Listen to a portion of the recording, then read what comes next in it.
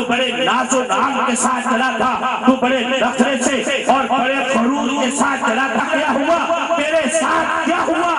تو کوئی دلیل نہ دے سکا، اپنی زبان سے ایک کلمہ بھی نہ کہہ سکا، تو نے کچھ کہے بغیر، کچھ بولے بغیر کلمہ پڑھ دیا ہے، دامن مصطفیٰ سے لپٹ گیا ہے، وجہ کیا بتا دے؟ حضرت عبداللہ بن سلام فرماتے ہیں اے میری قوم، وجہ یہ ہے میں نے جب حضرت محمد صلی اللہ علیہ وسلم کو دیکھا فَعَرَفْتُ أَنَّ وَجْهَهُ لَيْسَ بِوَجْهٍ كَذَّابٍ، میں نے جب ان کے آفتاب جیسے چمکتے ہوئے چہرے کو دیکھا تو ان کے مبارک چہرے سے نور کی شعاع آ رہی تھی، اللہ کی رحمت کا نور ان کے چہرے کے اوپر برس رہا تھا، میرے دل میں آواز آئی اے اللہ جن کا چہرہ اتنا حسین ہے یہ کسی جھوٹے کا نہیں اللہ کے محبوب کا ہو سکتا ہے۔ کلمہ پڑھ دیا، مسلمان ہو گئے۔ آپ فرماتے ہیں جب میں بارگاہ مصطفیٰ میں بیٹھا آپ قوم سے خطاب کر رہے تھے، افشوا السلام وصلوا الارحام اطعموا الطعام وصلوا باللیل والناس نیام تدخلوا الجنة بسلام۔ حضرت عبداللہ بن سلام فرماتے ہیں میں نے آج تک ایسا کلام نہیں سنا تھا جو شعر بھی نہ ہو مگر شعر سے زیادہ ہم بدل ہو، جو شعر نہیں ہے اس میں کیا کو ضرور شعر سے زیادہ ہے، وہ شعر نہیں ہے مگر اس میں ادب لغت کے اعتبار سے بہت زیادہ ہے، جس میں فصاحت و بلاغت بہت زیادہ ہے، بیان ایسا ہے۔ حضرت عبداللہ بن سلام فرماتے ہیں میں نے عرب کے بڑے بڑے فصاحت کو سنا ہے، بڑے بڑے بلاغت کو سنا ہے، مگر میں نے کلام مصطفیٰ جیسا کلام نہیں سنا۔ اللہ کے پیارے محبوب علیہ السلام کا کمال ہے، صحابہ کرام توقیر مصطفیٰ تھی جس کی وجہ سے اور جس محبت نے صحابہ کرام کو ساری دنیا سے بلند اور ممتاز کر دیا۔ آج تو لوگ دل سے محبت رسول کو نکالنے کے لیے ایڑی چوٹی کا زور لگاتے ہیں اور توہین پر مبنی خطبات اور واعظ کیے جاتے ہیں۔ ان دین کے ڈاکوؤں کی یہی کوشش ہے کہ کسی بھی طرح سے لوگوں کے دلوں سے عشق مصطفیٰ کے چراغ کو بجھا دیا جائے۔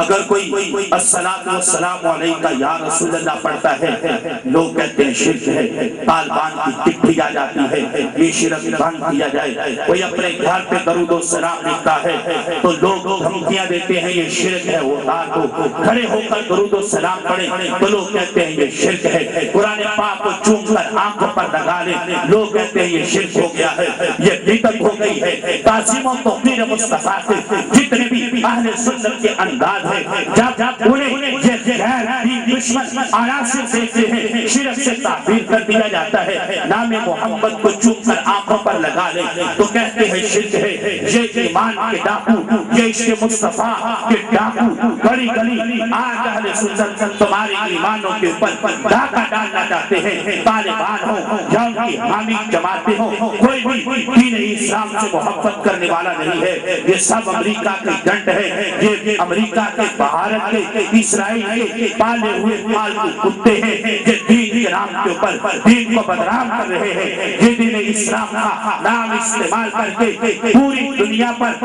عالم اسلام کے چراغ کو کھل کرنا چاہتے ہیں اور لوگوں کو یہ غلط میسج دینا چاہتے ہیں کہ معاذ اللہ دین ایسا مذہب ہے قربان جائیں۔ صحابہ کرام علیہ رضوان کی عظمت و شان کے پر انہوں نے اس دور میں ہی نجریوں کے منہ کالے کر دیے تھے، طالبان کے منہ کالے کر دیے تھے اور انہوں نے تعظیم مصطفیٰ کا پیغام جو امت کو دیا وہ اتنا بلند ہے، انہوں نے واضح کر دیا جو اس پیغام کے خلاف آئے گا وہ نجری ہوگا، جو ہمارے اس پیغام کے اوپر ہوگا وہ مصطفیٰ سے پیار کرنے والا ہوگا۔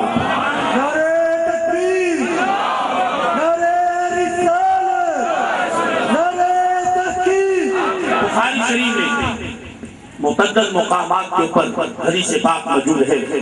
حضرت عروہ رضی اللہ تعالیٰ عنہ حدیث پاک کو خود روایت کرتے ہیں. آپ فرماتے ہیں مجھے میری قوم نے لشکر اسلام کی جاسوسی کے لیے بھیجا. حضرت محمد صلی اللہ علیہ وسلم لشکر کے ہمراہ مجھے بھیجا گیا کہ میں لشکر اسلام کے لیے ان کی معلومات اکٹھی کر کے اپنی قوم کو دوں, اپنی جماعت کو پہنچاؤں. حضرت عروہ فرماتے ہیں جب تحریری معاہدے 1 درجن سے زائد دکھلا سکتا ہوں جو مسجد امن وابیوں سے جو بندیوں سے اپنی آزاد کروائی ہیں. جب یہ مسجدیں آزاد ہوتی ہیں, مذاکرات ہوتے ہیں, تو انہوں نے ساتھ یہ بات لکھوائی ہے آپ جمعے والے دن جمعے کے بعد درود و سلام نہیں پڑھیں. ہم پڑھتے ہیں. اگر معاہدہ بدھ کو لکھا گیا ہم تب بھی درود و سلام پڑھتے ہیں. اگر جمعے والے دن جمعے سے پہلے لکھا گیا ہم اسی دن جمعے کے بعد درود و سلام پڑھتے ہیں. ہم نے نہیں چھوڑا کہ ان کی بدبختی ظاہر کروانے کے لیے ان سے لکھواتے ہیں, یہ لکھتے ہیں. شرط ہوتی ہے کہ آپ کھڑے ہو کر درود و سلام نہیں پڑھیں, اذان سے پہلے نہیں پڑھیں گے, اس طرح نہیں کریں گے, اس طرح نہیں کریں گے, یہ بھی شرک ہے, یہ بھی شرک ہے. یہ قرآن میں کہاں پر ہے, حدیث پاک میں کہاں پر ہے؟ تو یہ بخاری شریف ہے. حضرت عروہ جو لشکر اسلام کی جاسوسی کے لیے آئے ہیں وہ اپنی قوم کو جا کر یہ پیغام دیتے ہیں اے میری قوم, تم لشکر مصطفیٰ کا مقابلہ نہیں کر سکتے. حدیث پاک کافی طویل ہے, میں نے اس کا ایک جز آپ کے سامنے رکھا ہے, اور آخری حدیث پاک کا حصہ ہے اے میری قوم تم کبھی لڑائی جھگڑا کرتے جنگ کرتے غلامہ نے مصطفیٰ کے اوپر فتح حاصل نہیں کر سکتے. جس قوم کا عشق مصطفیٰ ایسا ہو اس قوم کے اوپر کوئی غلبہ حاصل نہیں کر سکتا. اور یہی بات علامہ اقبال نے سمجھائی تھی, یہ فاقہ کش موت سے ڈرتا نہیں ذرا, روح محمدی اس کے بدن سے نکالا. جتنے انگریز کے جھنڈ ہیں انہوں نے ہر دور میں اپنے نام بدلے ہیں, ہر دور میں ہر حکومت سے اپنے اپنے ناموں کو منظور کروایا ہے. ان کا یہی ٹارگٹ ہے اے غلامان مصطفیٰ, عاشقان مصطفیٰ, اولیاء اللہ کے دیوانوں, صحابہ کی عزت و ناموس کے محافظوں, یہ سارے یہ کہتے ہیں کہ تمہارے دلوں میں سے کسی نہ کسی طرح سے معاذ اللہ عظمت مصطفیٰ کو نکال دیا جائے. یہ ایمان کے ڈاکو, یہ عشق مصطفیٰ کے لٹیرے, یہ دین اسلام کے دشمن, یہ تمہارے ایمانوں کے اوپر ڈاکے ڈالا کرتے ہیں. اور ان کو یہ کوشش ہے کہ لوگوں کے دلوں میں سے عشق مصطفیٰ کو نکال دیا جائے. مگر علامہ اقبال نے یہ پیغام دیا تھا کہ محمد سے وفا تو لے تو ہم تیرے ہیں, یہ جہاں چیز ہے کیا لوح و قلم تیرے ہیں. یا رسول اللہ کہنے والوں, آج ہمیں حضرت محمد صلی اللہ علیہ وسلم سے اپنے تعلق کو مضبوط کرنے کی ضرورت ہے. اپنے دلوں میں عشق مصطفیٰ کو چلا روشن کرنے کی ضرورت ہے. قسم ہے خدا کی, اگر ہم اپنے دلوں میں عشق مصطفیٰ کے چراغ روشن کر لیں اور گلی گلی بازار بازار عشق مصطفیٰ کا درس ہے تو دنیا کی کوئی طاقت ہمارے اوپر غلبہ حاصل نہیں کر سکتی. آج قوم بیزار ہے, آٹا نہیں, چینی نہیں, بجلی نہیں, گیس نہیں, خوراک نہیں, فلاں نہیں. جب قومیں اپنا تعلق نبی سے توڑ لیں اور جب گستاخان رسول کی کثرت ہو جائے پھر ایسے نحوستیں ضرور آتی.